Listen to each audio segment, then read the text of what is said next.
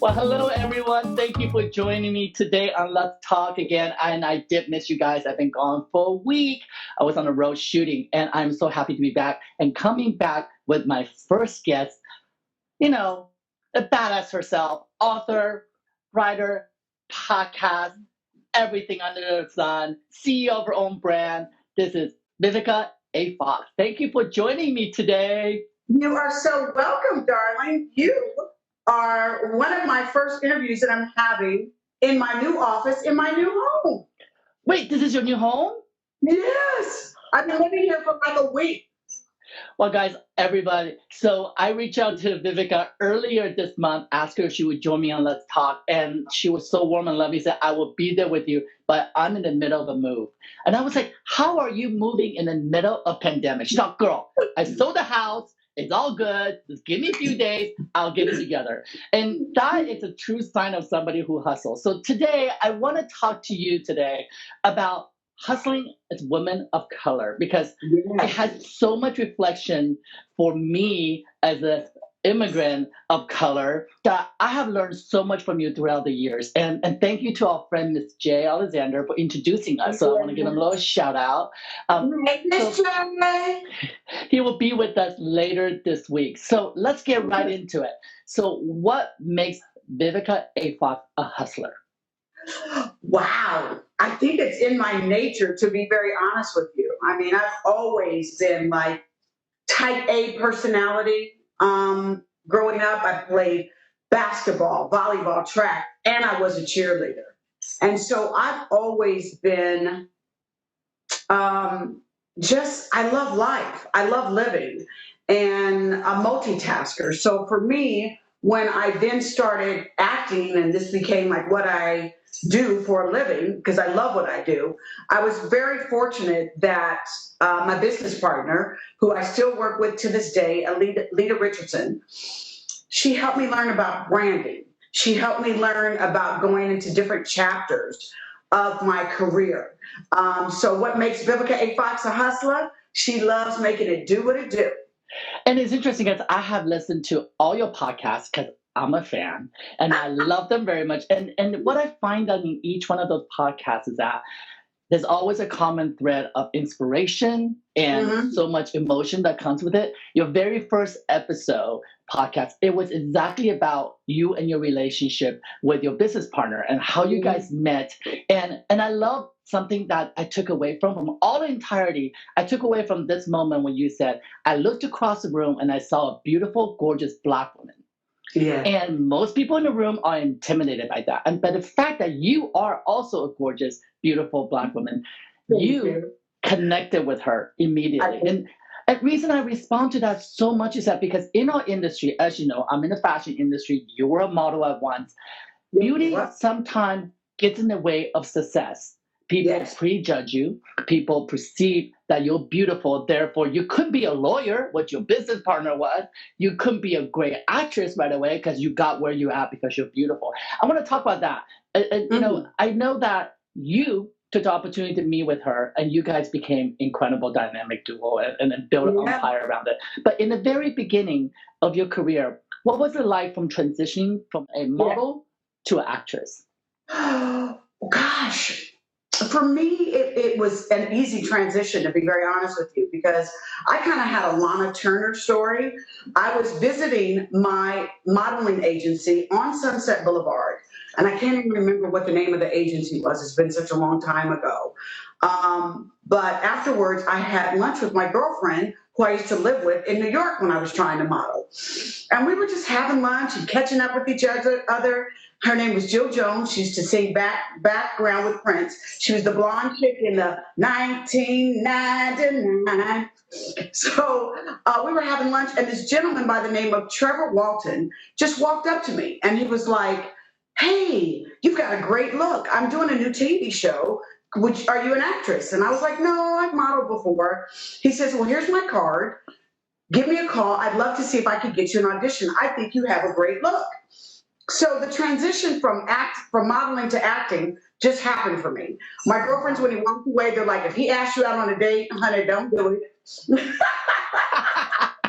But you took the opportunity and you grabbed it. I did. I called him. He got me an agent, Chris Schmidt. I was with Ambrosia Artists, which was like ages ago, and they basically dealt with a lot of new young talent. And Chris Schmidt was my agent for like 15 years until she moved on. But I literally landed my first job as an actress 3 months later on Days of Our Lives. So acting just fell in my lap. I really didn't know what I was doing, to be honest with you. I knew how to get in front of a camera and pose. Wow. But as far as acting, that then came later. And then, of course, I started studying and I took it very seriously. And I'm really glad that I turned into an actress because now at least I can have a sandwich. It's all about those coins. It's all about the coins. But in that period of transitioning and working, and you have to hustle to get there. And did you have any of the internal motivation by looking at what's on the screen and say, can I be that actress? Can I be that person? Was anybody on screen that really inspired you at that time? Absolutely. Pam Grier. Oh. Pam Grier was right. Let's just back. Let's just back. Let's just back. Pam Grier. Powerful women on screen and off screen. I loved Pam Grier and Diana Ross. Those were absolutely my icons, my role models.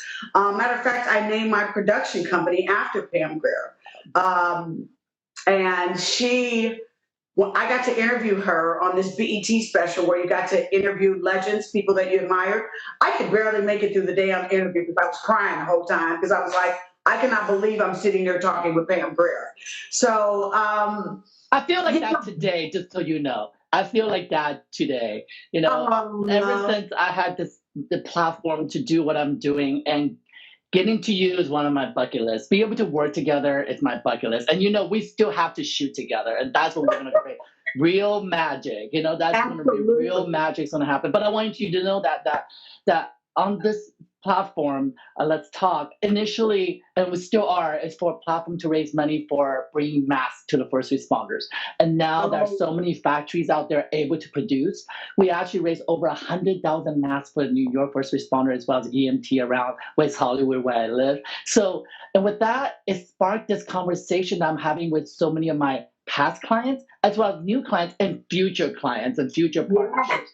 And in the beginning, I have to say, I was listening to your podcast. I was looking at the list of people you interview, and I went, wait, is this the list of all the talents I shot for Essence magazine cover? And I was like, oh my God, I have to talk to you. We have to speak. And because when I listened to your conversation with Essence, and I'm going to jump ahead about Pam Grier because this is so important, is that it all comes together for me, is that when I watched and listened to all your conversation about inspiring young women of color. And even though you talk to women, I completely understood and related to, because at the time I was shooting for Essence magazine. And here's an Asian boy shooting for Essence magazine and trying to figure out why am I in that position. And the funny thing happened last night when I was going through the process of figuring out what we're going to talk about, because we can talk about a lot of different things. Yeah. I realized what Black Lives Matters to me. To me personally. And that is what does it mean to you? Tyra Banks, who gave me the first opportunity to be on TV. Essence magazine gave me the first opportunity to shoot for covers of magazine. Janet Jackson was one of the very first talent, the musician that embraced me to photograph talent like her, which those three pivotal points, I have chills because they opened the floodgate of who I am. And I know everybody is going through this social disruptions and pandemics and protests and all in such a different way. And it was so nice for me to actually not be sad, because we've been sad. We go through roller coaster up and down. And I listened to your podcast. I know that you are ready to get out of that room. So I went to that.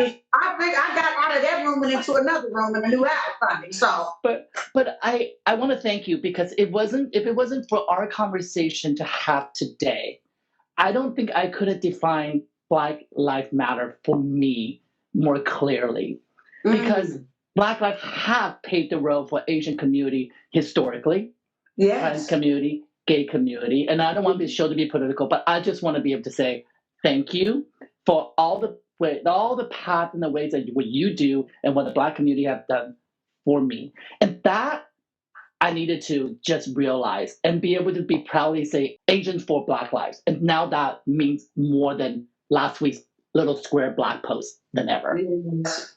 Well, I'm very connected to the Asian community because the Vivica Fox hair collection, Yes. which is something that when I started the Vivica Fox hair collection, I was teased. Oh, Can you believe that? They're like, when the checks stopped coming in, now she's selling wigs, not realizing that the hair business is $1 billion a year franchise. And guess who buys a whole lot of that hair that I'm rocking right now? I'm wearing Britney today, y'all. I hope y'all like Britney. Britney is King Honey. Yes. Well, I want to go back. I do want to go back about the inspiration with Pangria. I want to tie it back. Sorry, I didn't want me to cut you off there. I just got so emotional. I had to jump in and talk about that. So with this inspiration like Pangria and Diana Ross and naming your company after that, what is it that actually, like in your circle of friends or family, is it your mom, your dad, who gave you this hustle? The combination of both. My mother, I always saw my mother, Miss Evelina Fox, who worked 2 jobs. Her and my dad separated when I was 4 years old. So my mother instilled my work ethic. I watched my mother raise 4 kids by herself, even though her and my dad divorced. My dad was always in my life, but I watched my mother work 2 jobs, raise 4 kids, never feel sorry for herself that she had children, that she was a woman, that she was a Black woman years ago. And then my father instilled my sense of personality, my athleticism. So both of them, to be very honest with you. I got my work ethic from my mom and my personality from my daddy, which has created Miss Vivica A. Fox. What's A, by the way? The A stands for awesome. No, I can't. You set me up good. No, my name is Vivica Anjanetta Fox. And that sounds awesome to me. Yeah, I know that's right. And growing up, people couldn't pronounce Vivica. So I used to go by my nickname, which was Angie. So whenever someone comes up to me and says, "Hey, Angie Fox," I know they know me from 38th and Emerson, from Indianapolis, Indiana, which is where I was raised. Terre Haute, Indiana. You were raised in Terre Haute? Terre Haute, Indiana. No way! You're at the front door. We're neighbors. Without Oh my God. It was a tough place to grow up, though. Tell me about it, especially being a minority. You better believe that. The KKK originated in Indiana. Did you know that? You know that. See, I tell people the Grand Wizard lives there. People are like, no, he didn't. He lived in the South. I'm like, no, he started in Terre Haute. That's facts. That's fact. Wow. Well, now let's talk about the hustle. What's the first hustle that you remember that got you going saying, yes, this is right. I am on the right path? Gosh, I think when I landed my very first contract, when I landed my very first contract, I hate when I go, I think, because I know I've had an amazing career and I've been so blessed. When I landed that first contract on Generations and I finally got to stop waiting on tables, because back in the day, children, your girl Vivica Fox was hustling. Even back then, I was going to college, waiting on tables. I had a couple of jobs. I worked at Olive Garden, Chili. I went to college. I mean, I was doing everything to make it. But when I was finally able to land that contract on Generations, which was the first fully integrated soap opera, and say, I'm an actress. Wow. I knew I was on to the right thing. Did you ever feel like because you're a woman of color, that was more hindrance and there were roadblocks for you to get there? No, I've never used my color as a roadblock, as a crutch. I've never considered it a roadblock or a crutch because I'm a woman, first of all. Let's start there. And then I'm an African-American woman. So if you look at your minuses instead of your pluses, you're always going to say, well, I'm never going to make it because of, and I never used woman or color. I said, I'm a go-getter. I'm a hard worker. I take good care of myself. I will apply myself, which means that I will succeed. And that's what I think all the young women out there got been listening to and watching you. Just by watching how you work, you have set that example. Because it's so interesting for you to say that, no, I don't use my color as a crutch or excuse. Because I'm still going through that process of learning, right? I'm still learning through, hey, I watch the television and I don't see any Asian people on there. Maybe there's one in a cast of 20 still. And I feel like for the first time, I'm beginning to reflect on the hardship the Black community have done. And Asian community are kind of going through that now. And you guys are still paving the way for the community to have solidarity, and we need more diversity, regardless of transgender, and regardless is Asian American or American Asian or Black or whatever color rainbow there may be. I feel like now, because we have so much network television that's non-network, digital network television, it's truly embracing the global aspect of what we should see on TV. Because now I can choose on Netflix or Hulu or this digital platform like HBO Plus and go, I'm going to go look at Asian people, or I'm going to go look at Black history, and I can learn. I think that's something that everything happens at this really weird time, right? Everything's happening is boiling onto the surface, and I am learning more about my own race more than ever through this time, and listening to women, because we went through the Me Too movement, and my industry went upside down with the Me Too movement, right? We like a check yourself movement, right? And we all adjust, because God knows I'm inappropriate in a crazy way of this mouth. Never with these hands, guys. Never with these hands, but this mouth. but we all adjust, and we always have to learn. And now it's such an incredible time to learn all over again. And that's what I mean by when I listen to your podcast, is that you are inspiring so many people, but just simply showing what you have done over this period of incredible career. And I smile because I know one of your first role I recognized, you played a prostitute. And then on the flip side of it, you're like, I played a woman Black president, y'all, right? President. Yeah. And that's the range that for me, I look at, and it's funny enough, Vivica, I no longer look at television and go, oh, is there an Asian person doing it? I can now look at a Black person of color, Indian person, or Muslim and say, they're doing it. I can do it. Yes, absolutely. And never limit yourself, always just look like, I'm going to go for it. Because thank God that finally now in our society that, especially opportunities, that it's not, well, I'm looking for a white person or a Black person. It's that I'm looking for the person who's most qualified for the job.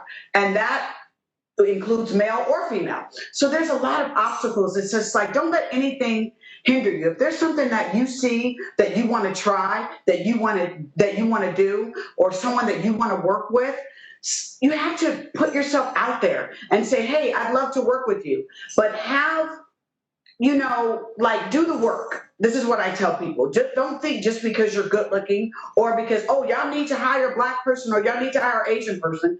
Don't do that. Just say, I want to work. I want to do this. I want to be, I want to be involved. I want to be productive. And I just find out that if you don't put handicaps in front of yourself, that the world is just like a big oyster, just ready for you to eat and explore. If you don't limit your horizons, you can do whatever you'd like, but you've got to apply yourself. You've done that. You are the proof of all that. There's no limit to your career right now. What do you want? I mean, 6 weeks ago, you got a podcast, you got a hairline, you're a producer. I want to talk about that for a second. You truly, when I was looking at you, Vivica A. Fox is a brand. Overall, it's just a brand. You're the CEO of this brand. Under the umbrella, there's books and there's hair. Have anybody ever come to you and say, you're doing too much, you need to focus, it's too much? No. And the reason I say that, because in so much in all career, especially in the fashion career, like they pigeonhole you, right? Either you're a designer or you're a photographer or I'm one of those people who, me, I do so many different things, right? I got a cooking show there in Asia, and also I'm hosting a show in Taiwan, and I'm here doing this. You know what? And that's why I understand you and I relate, because nobody should ever tell you what you cannot do. Exactly. And you mentioned this, build your squad, and I absolutely love that. In one of your podcasts, you talked about building your squad, surrounding with people that will support you and join you and have the same mission. And that is really, really hard. It is really hard in our industry because in a weird way that a lot of people around us who have the skill set sometimes want to pull you down, and you got to figure out how to build that squad. I'm sure you experience it. I know I read about it. It's not easy. So what is it that make you be able to overcome all that and go, you know what, I'm still going forward? A lot of trials and tribulations, to be very honest with you. I definitely went through seasons of shame.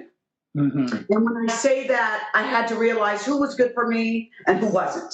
And to be able to say, you know what, I wish you well, but I'm going to keep it moving and keep it moving for Vivica.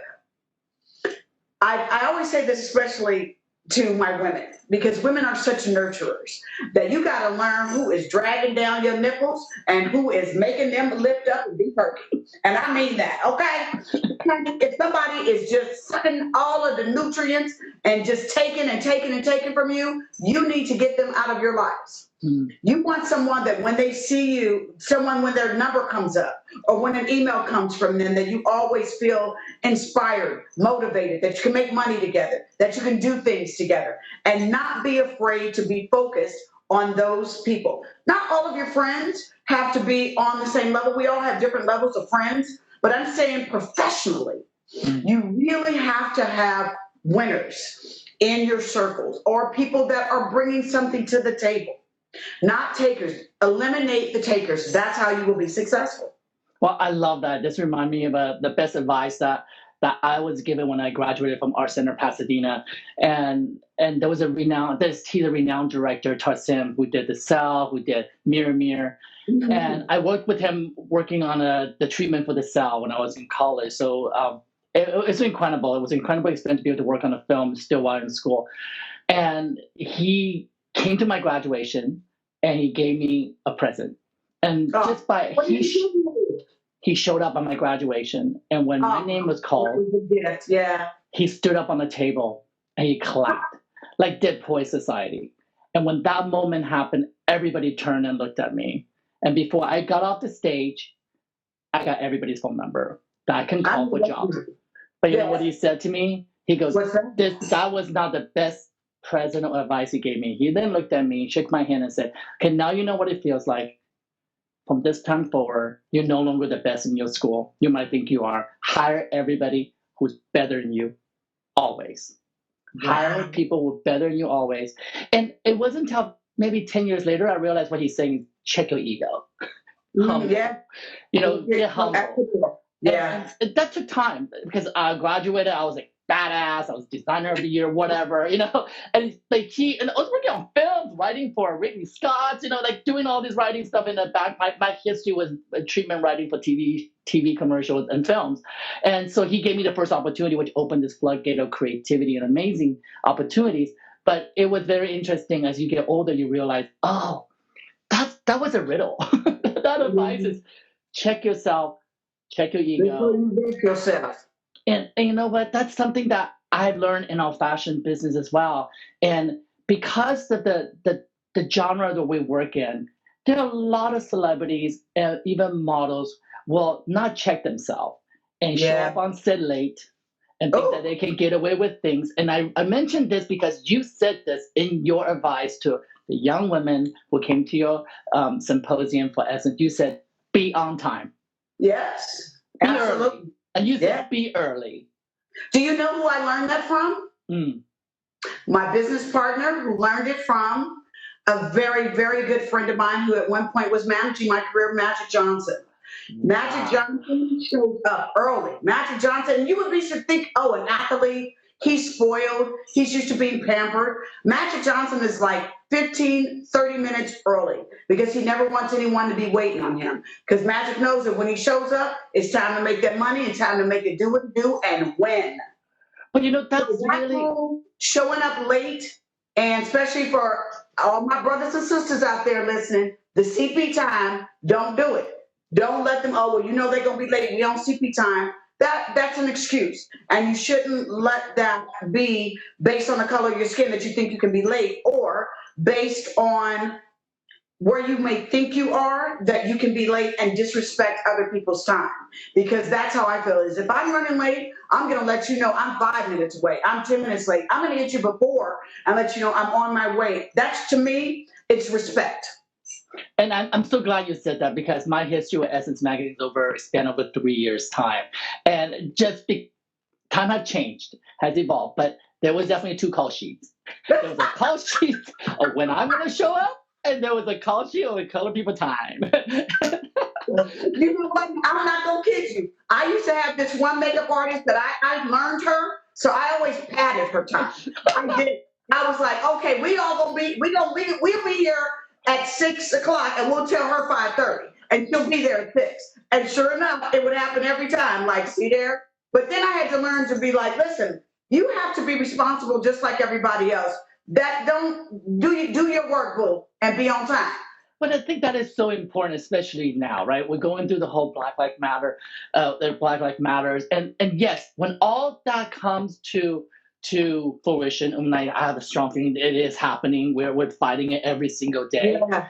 After all that, it's stand up and be successful. Black Lives Matter, because that's something that we talk about systemic racism, pulling a lot of people down, and I think what you do and what you exemplified, not making excuses of your skin color, but pushing forward to do everything that comes your way, being that brand and that voice. I think you're now responsible of sharing that loudly every day for young women and young men, gay men, straight men, whatever it is, because it truly is so valuable. It's more valuable now than ever, Agreed. Are you kidding me? We are learning. This world is in such a crazy transition right now. But I honestly do believe that we are going through this transition right now for a reason. We are having to go through a season of shedding. Bad energy, bad leadership. It made all of us sit still for a moment and really look at the world, at each other, through simple lenses. We couldn't say, I'm working, I'm busy, I'm doing this. Nope, everybody was sitting still. It's sitting still, and people were revealed for who they really were. And it's interesting, I cook. So when we want to make a beautiful bone broth, that's clear. You boil that soup and you boil for 24, 48 hours, you even boil for 3 days. And all the impurity rises up to the top and you skim that off and you throw it away. And I feel like that's what's happening right now. We're making an amazing soup of the melting pot that we've all been waiting for, right? And all that racism that we see on the internet right now, can I tell you, I no longer get angry. I started smiling. Because we're catching them. We're catching them and we're exposing them. When I see people start yelling at Asian people, and I go, wow, about time, because I went through all that. I've seen all that. I completely understand. But instead of feeling sorry for my own community, go, oh, poor Asian woman got yelled at by a white crazy woman. I'm like, this is great. Now you're exposed. We know who Karen is now, don't we? But that's what's interesting, because I think you're right. It's the pandemic. Like, let's look at things in a different paradigm, right? The moment you can change your paradigm, how you see the world, and coming from a direction that will help you understand the pendulum that's swinging. And if you can jump on that pendulum, like Miley Cyrus, holding on to that pendulum and swinging it, wrecking ball.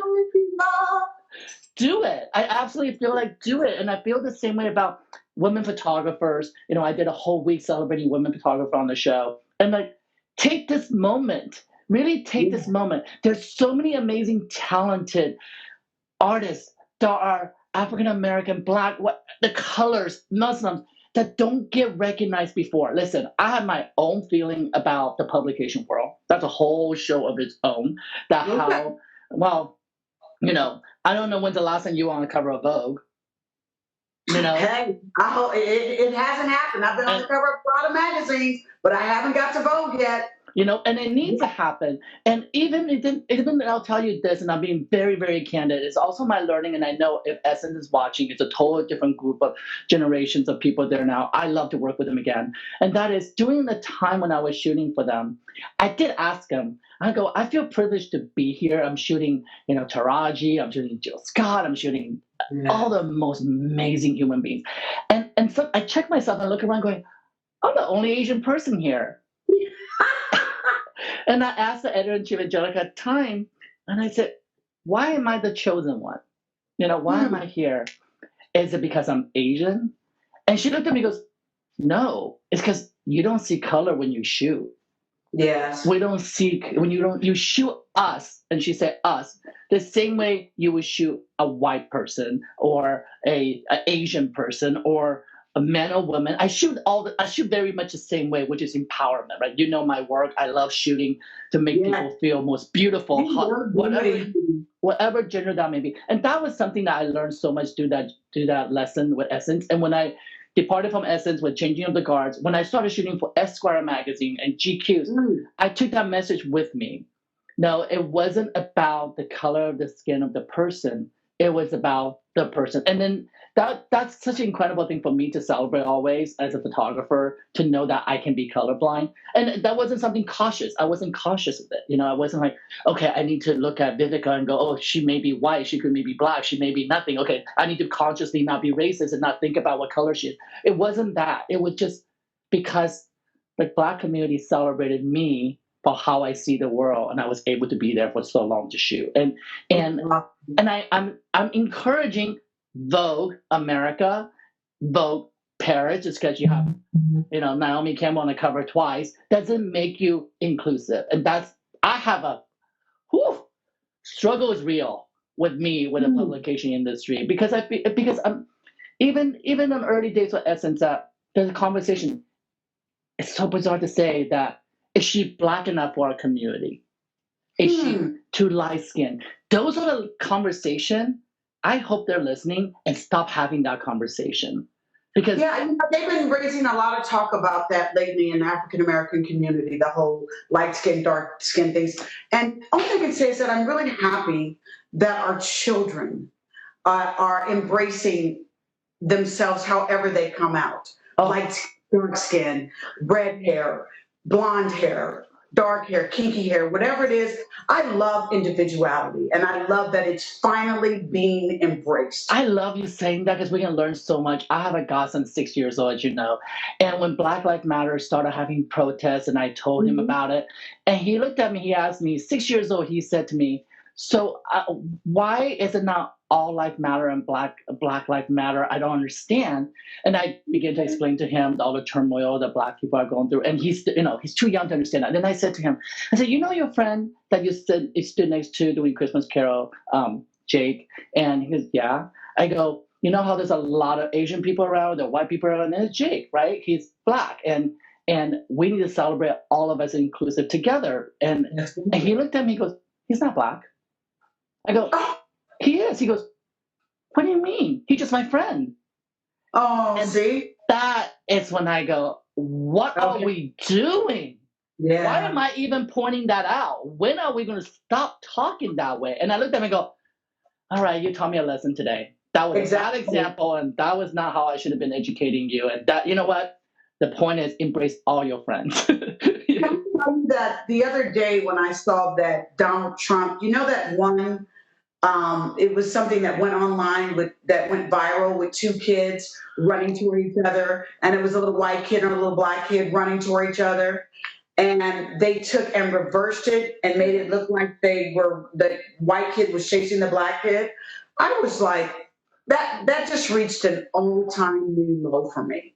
That horrifying. The one thing with children, they're not racist. They're taught racism. They just see each other as, that's my friend. And I just wish our world could get more to that. But like I said, I just feel like what's happening right now is because you've got this new generation, which, by the way, can we talk about this new generation, how they kind of punked Trump the other day? Go, Korean Asian punk. Oh my God. He's like, I've got millions of people that are going to be showing up. And they're like, no, you don't. No, you don't. Oh my God. and yes, it's being able to have a voice on the Gen Zs. I believe they're Gen Zs, right? Yeah. God, what generation are we? I don't want to know what I else. know. Oh my God, I know. Wait a minute. What generation are they? Z, Gen Who? Z, Gen Zs. Oh, wow. The Okay. last, so I guess we're gonna go back to Gen A later on. We went through a whole. Yeah. But I mean, that was just, I felt like, and then just to see like all of the different faces and nationality with the George Floyd killing, how it just like boiled things over and everybody was like, enough, Enough is enough. enough. And I And one of to the see the protesters get out there of all nationalities, because at first you just thought, okay, here come the brothers and sisters, of course. But this went worldwide. And I mean, every day, and they're still protesting. It's going on like 3 weeks. I was like, wow, our world is in transition. Can And I it's a tell you? beautiful thing. If take that racist, horrible human being to Yes. call the Asian disease and whatever you want to call it, he called it kung flu right yesterday. If it takes him to kill racism, I will thank him personally. Yeah, Because exactly. what he's doing is what needed to happen, but maybe not in this way, but because all the hatred are now on the surface. Bring them out of the closet. Just take a shovel and get them all out. Bring all the white sheets. Let's burn them all, because that's what it is. Because we needed this. Can I ask you a question though? As an Asian, how did it make you feel when he called it the Kung Flu virus or whatever? Well, Kung Flu. What do you call it? The Kung Flu? Yeah, kung flu. And then also when he said it came from China. It just that whole like, and then when he said that to the Asian reporter, remember that moment? How did that make you feel? Vivica, I gotta be really honest. I went through such an emotional struggle through this pandemic with my own projection of what racism means and who's going to be there for us, for Asian community, in a very much of a pendulum way of my own.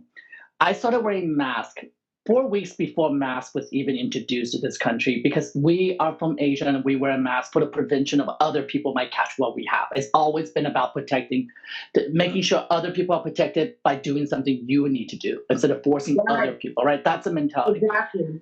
People are running away from me. I was proud to be spit on. I didn't watch the news, and I saw so many people, Asian community were being beat up by the Black community, by the white community, by all different community. And no one came to our rescue at that time. Wow. And I was so angry that Asians again and again stay silent, because that's our culture, right? We don't make noises. We grow up when mom and dad said, blend in as much as you can, make lots of money, and that's when you win. That's how we're taught. So during that time, I started posting and try to defend the idea of wearing masks. And the floodgate of Asian community came out and told me to continue talking. That's when I realized I had a voice. I never realized that the voice I have was important. I can start crying, actually, because it put such an impact on me. And for me, this journey, when Black Lives Matters happened, it was actually the perfect journey for me, because all of a sudden I realized, okay, this needed to happen so that Black life will be there for Asian life when it matters. Yeah. Because I gotta tell you, it was not easy to go through that time. I grew up in a country where there's not a lot of Black people, and you are afraid of them. You're taught to be afraid of them. And then when you come to the United States, my best friend was Jamal. Obviously Black with a giant afro. And because he was the only one who embraced who I was. And back then, I don't even think I realized what racism was. I'll tell you when I realized what racism is, when I moved to California. Oh. Because it's so surprising. California? Because the type of racism is that Asians start hating Asians. Different type of Asian hate different type of Asian. They can't get together to love each other. They're so competitive. And then the Black and systemic racism that schools for Asian people, school for white people. I went to a school of 99% Hispanics. And I don't look Hispanic. I did not blend in. No matter what I do, it did not blend in. I was one few Asian people. And you go through that, trying to figure out your sexuality. People make fun of you. People mock you. We have all that bully stories. But when I saw wearing a mask as a cultural thing of trying to help the community became another bully thing that hurt like crazy. Mm-hmm. And then when I saw these posters, Asians for Black Lives, I can't even speak because I'm so emotional. It turned my paradigm. It made me stop thinking about why this is happening to me. It made me realize that this has been happening for the Black community for so long, and they have paved the way. And yes, Instagram can teach you some things, and it did. And until I was able to let that moment of me feeling sorry for my community go, I wasn't able to even go out and protest. But when that moment happened, I was out there.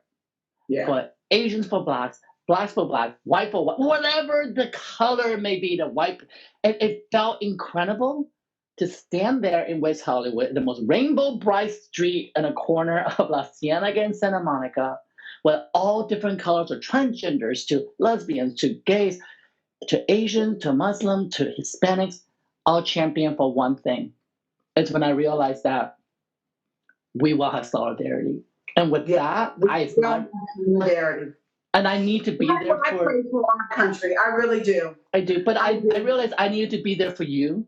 I need to be there for your community, because in return, we will be there for each other. And that's the biggest, that you asked a question that really has been a thorn in my whole body and trying to realize. And I'm still learning, and I'll tell you a funny story is that Miss J and I talk every night, and we call it checking in on whether or not he's being Asian racist or whether or not I'm being Black racist, because it's about education.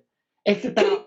He called me the other night at like 11:45. Maybe it was after one of y'all conversations, and I was out. I didn't even realize he had called till like the next day. I gotta get him and find out where's he at? In LA? New York. He's in bed till 3 in the morning. Oh my God. New York. He called me like it was. I looked at my phone. I was like, "This Jay called me at like almost midnight." I'm gonna have to hit him up and find out what was going on. He's gonna be here on Friday, and I can't wait for people to hear. You know what? He was probably letting me know that he's gonna come here. My gosh, you guys gotta come out and see my new house. Yes, I would love. And oh, by the way, I heard from your podcast that you don't cook. You don't cook. No, honey, my house is still new. You're not coming to cook in my house. We're gonna go somewhere and eat. Now, if you want to bring, no.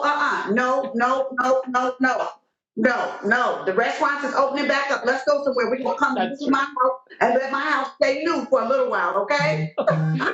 We'll definitely do that. Well, I know we went everywhere with this conversation, but it's the perfect way for me to realize so much, and I love you even more after today. I absolutely do, and you're so powerful in your messaging, and you don't preach it.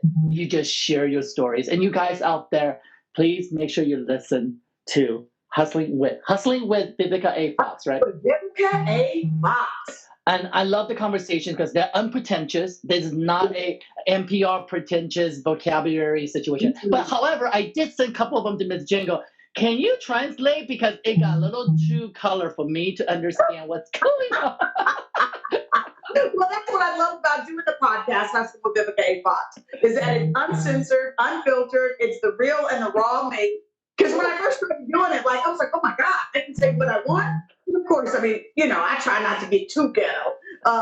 But it lets people get to know me for me, because I think so many times when you see us on TV, we're promoting something, or you see us in magazines, and you don't really get to know us and how we hurt, how we feel about certain things, and how involved we are in other matters. But you know what? It's because your candor. It's because your candor and your kindness and openness.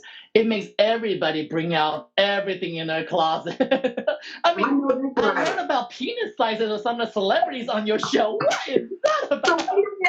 Wait a minute, hold on, because Claudia Jordan kept it real, and then we also have another show that I do with Claudia, which I'm going to be doing a little bit later tonight, Cocktails with Queens. So y'all catch me in a couple of more hours after I've had a couple of glasses of wine, and you're going to see a whole nother side of Vivica. So, I'm glad, that during this whole pandemic that I'm having opportunities to do my podcast show, to do your show, to do Cocktails with Queens. We figured it out. We're making it through it. And this is the biggest therapy for me. It absolutely is. And I think I got to be able to see people and say things I never get to say very often. You know, we run into each other at different events, but I do have to say, being a badass, kick-ass in Kill Bill, and I mean, you are the boss, and you are incredible. And for all the message that you have for women out there, for color people out there, and I include myself in that color list. Thank you so much. That I appreciate you as an amazing human being, number one. And thank you for being in my atmosphere, being around me, because I'm learning every day, and you're going to keep on teaching because you're not going anywhere. No doubt. Before I sign off, we're going through a crazy time in life and we're losing people left and right. We really are. But today, as I was getting ready to come and be on with Let's Talk with You, my assistant hit me and he's like, "Are you aware that Joel Schumacher died? He was a very famous director who did the movie Batman." And I just want to say rest in peace to Joel. Rest in peace. You were just an amazing artist that you gave me a chance to be misbehaving and work with Arnold Schwarzenegger. And we're recently losing a lot of people. So you guys, enjoy life. None of us are promised tomorrow. Be safe, be smart. That's the main message that I want to pass on to people. And enjoy keep life. on hustling. Keep on hustling. Keep on hustling. Well, it's because I keep on hustling and I got your attention. So you guys, it does work and it does happen. And put yourself out there. Don't be afraid to reach out. And especially right now, I said this over and over, 6 feet of separation means 6 feet closer. And be kind to each other, you guys. And thank you so much. And I will see you in person soon enough, because I got my test. I'm negative. I'll bring it, tape it on my shirt. And I'm going to come over and see your new house. I'm going to visit you, because we're neighbors. We're not that far away from each other. No doubt. I would love to see you and Miss Shay when it comes to town.